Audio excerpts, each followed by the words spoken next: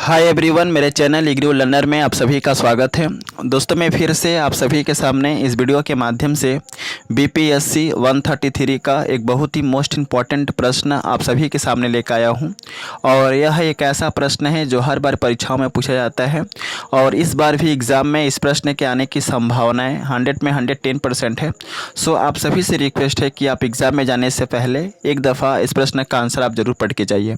और स्टार्ट करने से पहले मैं आप सभी से रिक्वेस्ट करता हूं कि अगर आपने मेरे चैनल को अब तक सब्सक्राइब नहीं किया है तो सबसे पहले चैनल को सब्सक्राइब कर लीजिए, क्योंकि इस चैनल पे आपके जितने भी सब्जेक्ट हैं सभी सब्जेक्ट के इंपॉर्टेंट क्वेश्चंस की वीडियो बिफोर एग्ज़ाम आपको देखने को मिलेगा। तो बेहतर यह होगा कि आप इस चैनल से जुड़े। ओके, तो प्रश्न की ओर बढ़ते हैं। प्रश्न एग्जाम में आता है कि दबाव समूह और राजनीतिक दल में अंतर को स्पष्ट कीजिए। इसके पहले वाले वीडियो में हमने पढ़ा था कि दबाव समूह क्या होता है और इसकी क्या विशेषताएं होती हैं। इसके साथ साथ हमने राजनीतिक दल के बारे में भी पढ़ा था। सो अगर आपने वीडियो नहीं देखा है तो आप उस वीडियो को देख सकते हैं। और मैं इस वीडियो में आप सभी को दबाव समूह और राजनीतिक दल के अंतर के बारे में बताऊंगा।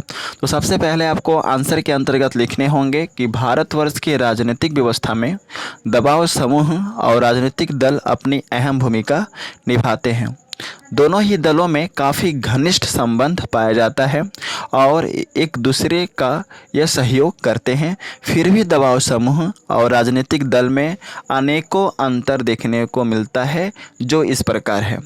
अब आपको पैराग्राफ चेंज करके लिखना है दबाव समूह और राजनीतिक दल में अंतर। यहाँ पे मैं आपको बता दूं कि जिस तरह से मैं point wise heading wise exam में पीडीएफ में लिखता हूँ वैसे ही करके आपको एग्ज़ाम में भी लिखने हैं, अन्यथा एग्जामिनर जो है आपको नंबर देने वाला नहीं है। तो पहला नंबर पॉइंट में आपको लिखने हैं कि हमारे देश के राजनीतिक दल पूरे राष्ट्र के हितों के बारे में सोचते हैं और चिंतन करते हैं।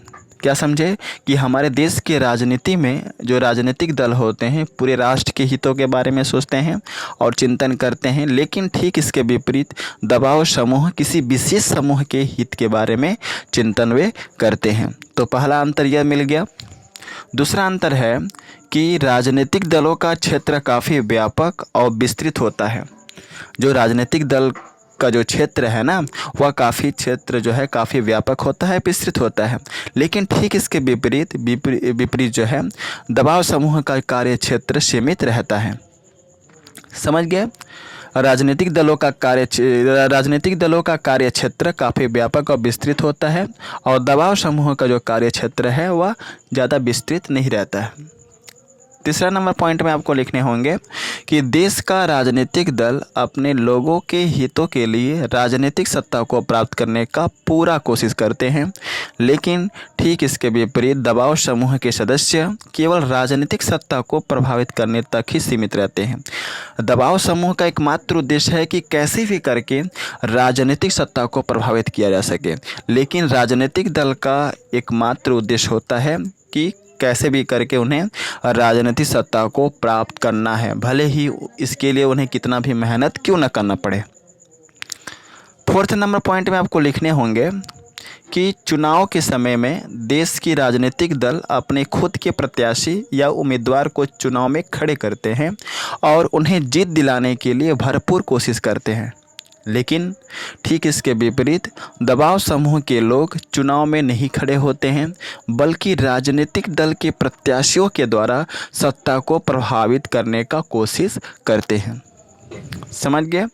फिफ्थ नंबर पॉइंट है कि देश के राजनीतिक दल अपने लोगों को हितों के लिए दीर्घकालीन लक्ष्यों को रखते हैं, जिससे कि राजनीतिक दल के सदस्यों के हितों का पूर्ति हो सके।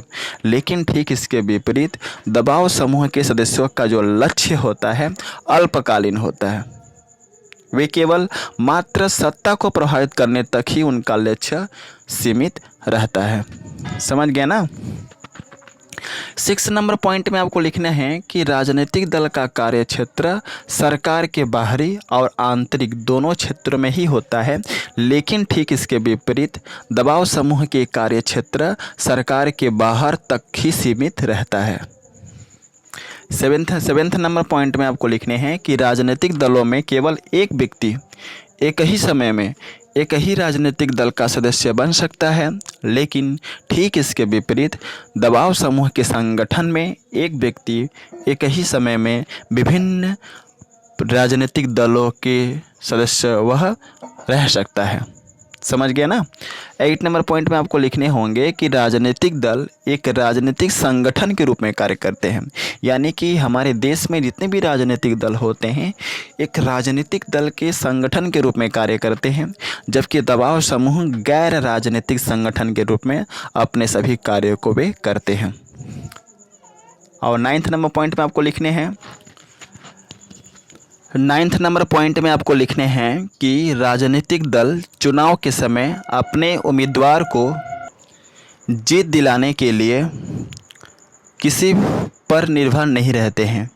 ओके, क्या समझे कि राजनीतिक दल चुनाव के समय अपने उम्मीदवार को, यानी कि जिसको भी वे खड़े करते हैं राजनीतिक दल चुनाव के समय, उसको जीत दिलाने के लिए किसी पर भी निर्भर नहीं रहते हैं। लेकिन दबाव समूह में सदस्यों को मांग की पूर्ति के लिए उन्हें राजनीतिक दल के ऊपर निर्भर होना पड़ता है, क्योंकि दबाव समूह राजनीतिक दल के माध्यम से ही वह राजनीतिक सत्ता को प्रभावित कर पाते हैं। फिर से मैं आपको समझा दूं यहाँ पे अच्छे तरीके से कि राजनीतिक दल चुनाव के समय अपने उम्मीदवार को जीत दिलाने के लिए किसी पर निर्भर नहीं रहते हैं। ओके, लेकिन दबाव समूह में सदस्यों की मांग को पूर्ति के लिए उन्हें राजनीतिक दल के ऊपर निर्भर होना पड़ता है, और कोई भी दबाव समूह राजनीतिक दल के माध्यम से ही सत्ता को प्रभावित करते हैं, और जब सत्ता को प्रभावित कर लेते हैं तो उनके सदस्यों का जो मांग है वह पूरी तरह से मिल पाती है। तो कहीं ना कहीं दबाव समूह जो है मुख्य रूप से राजनीतिक दलों के ऊपर निर्भर करते हैं, लेकिन राजनीतिक दल केवल स्वयं पर निर्भर रहते हैं और सत्ता को प्रभावित करने का कोशिश करते हैं।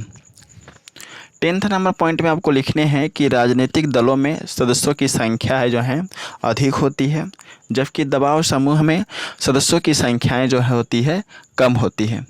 तो यह भी काफ़ी ज़्यादा अंतर देखा जाता है कि जितने भी राजनीतिक दल होते हैं हमारे देश में, उनमें सदस्यों की जो संख्याएं हैं, जो जितने भी मेंबरशिप होते हैं उनका जो संख्याएं हैं अधिक होती हैं राजनीतिक दलों में, जबकि दबाव समूह में सदस्यों की जो संख्याएं होती हैं वह कम होती है। किसकी तुलना में? राजनीतिक दलों की तुलना में। और यह चीज़ मैंने दबाव समूह का जब मैंने विशेषता बता रहा था तो उस वक्त भी मैंने बताया, और जब राजनीतिक दल के बारे में मैंने आपको पढ़ाया तो उस वक्त भी मैंने बताया था। अगर आपने ध्यान से सुने होंगे तो आई थिंक आप समझ गए होंगे। और यहाँ पे मैं एक एडवाइस देना चाहूँगा कि इस तरह का जब प्रश्न एग्ज़ाम में आता है तो आपको पॉइंट वाइज, हेडिंग वाइज थोड़ा सा सुंदर से करके लिखिए, क्योंकि first impression is the last impression. और सुंदर से लिखेंगे, अच्छे से लिखेंगे, तभी आप अच्छा स्कोर कर पाएंगे। क्योंकि बहुत सारे स्टूडेंट होते हैं जो इस तरह के प्रश्नों को एज ए पैराग्राफ की तरह, जैसे हम लोग निबंध लिखते हैं ना, वैसे ही ले करके चले आते हैं। तो ऐसा आपको जो है नहीं करना है, आपको थोड़ा सा अच्छे ढंग से जो है लिख करके आने हैं, क्योंकि एक लिखने का तरीका भी होता है, एक मैनर होता है, उसी के अनुरूप जो है आपको एग्ज़ाम में सभी आंसर को जो है लिखने हैं। और यहाँ पे मैं कह दूँ कि अगर आपको इसका PDF चाहिए तो आप टेलीग्राम चैनल से जुड़ जाइए। वीडियो के डिस्क्रिप्शन में टेलीग्राम चैनल का लिंक है, और मैंने अलग से इस सब्जेक्ट का प्लेलिस्ट बना दिया है, वहाँ पर बहुत सारे वीडियो हैं, सारे वीडियो को देख करके जाइए। और अगर आप देख लेते हैं उन सभी वीडियो को तो आई थिंक आप अच्छा स्कोर कर पाएंगे इस सब्जेक्ट में। So best of luck for all of you for your exam, and thanks for watching my video. जय हिंद, वंदे मातरम।